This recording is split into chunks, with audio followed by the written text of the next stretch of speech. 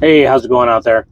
So, what I wanted to talk about today is, earlier I uploaded a short talking about, we've pushed a lot of our traditions out the window, or we've altered them. We've not acknowledged where they started, why they started, who started them.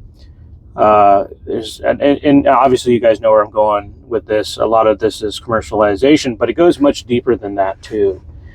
A lot of people talk about a lot of different things about what makes a culture or a society.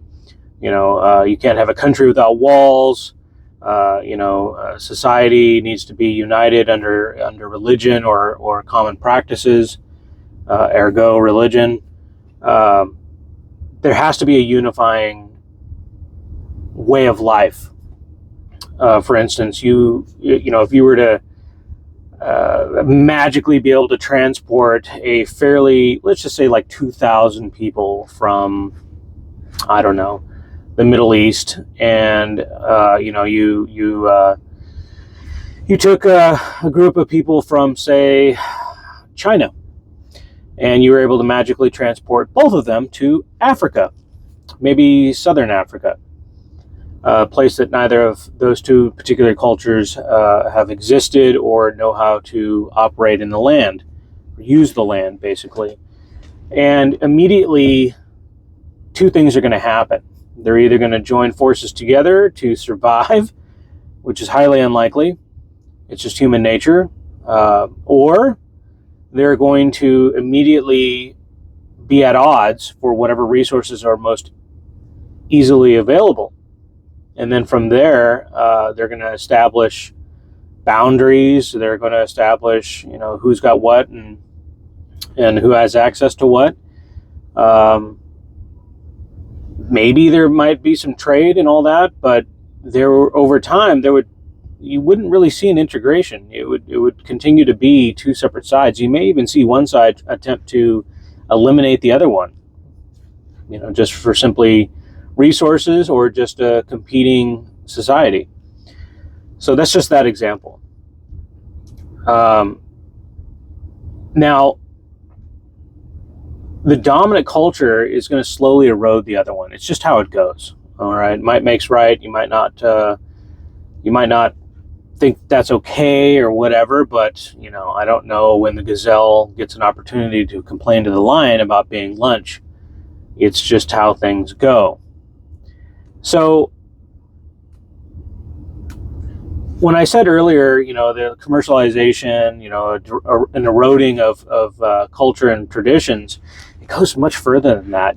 For instance, if you look at Great Britain right now, I remember watching a documentary not long ago, and they were interviewing random people on the street. They were in London, so it was a little bit biased. And for those of you that don't know, London is extremely diverse. There are sections of it that are still very British, but there are many sections of it that are Pakistani. A lot of people from Libya and other places. They've had a lot of migration over the years. This might be shocking for some of you as well, but one of the most popular, if not the most popular, boy name in Great Britain at this time is Muhammad. You would think it would be Henry or George, something of that nature, but it's not anymore anyway. And that's just that one example. Okay, here in the United States, we are very multicultural, but you cannot deny that for 100 plus years, if not more, the country was always united by Christian values. A lot of immigrants came from Europe, and a uniting factor in Europe then and now, at least most of it anyway, has been the Christian faith or religions of Abraham. Whatever your particular views on that, it's a fact, and if you don't believe in it, fine, whatever. But moving forward through the country's history, through industrialization, people moving from rural areas to the city, a lot of that has changed, and also newcomers, new migrants. And I'm not even saying just recently, just over the years. I think the United States is a very fortunate position of having its neighbors to the north and south being very culturally similar. So the changes have been very gradual and not significant in many ways, although we are starting to see very large cultural changes, and it's some of it has to do directly with competing religions, but a lot of it has to do with competing ideologies.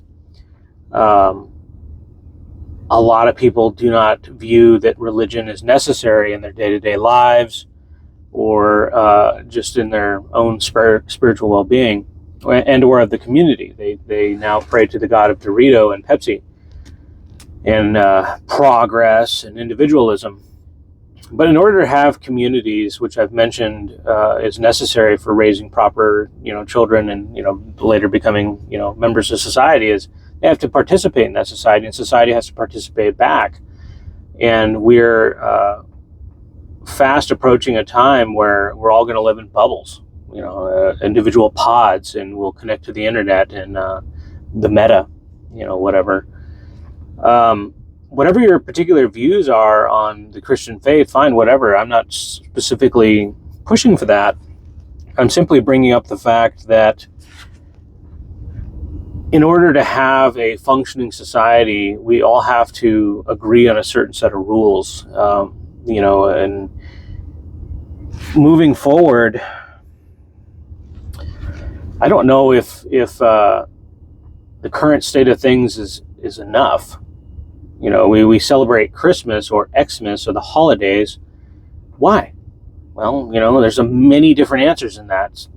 Most would immediately point to the Christian faith, and it's the birth of Jesus and so on and so forth. Others would say that it has a lot of roots in paganism, specifically Germanic paganism, and it does. It does. It's undeniable. I mean, come on, elves, reindeer, sleighs. Yeah, it's Saint Nick, but that's the little sprinkling in of Christian belief.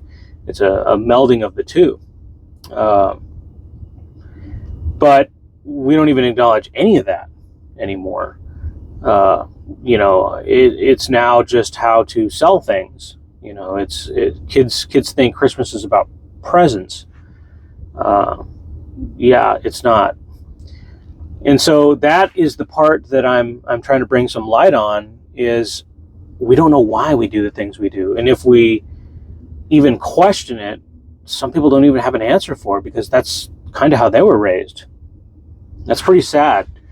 We're not going to be able to proceed forward and exist in a harmonious manner, at least as best as we can, if we're simply telling half truths, which is basically the equivalent of telling half lies. And that creates a sickness within a society. It makes people question. It makes people fearful of each other. If you don't know what the guy across the street believes and the other guy across the street believes, you kind of start feeling like you're alone. You need to be able to have those community gatherings. You need to be able to have those basic set of rules that everybody applies to, both on a social level and on a spiritual level. When you're more likely to trust your neighbor when you think that he's extremely similar to you. It's just human nature. It's very logical as well. You fear the unknown, right? Makes sense.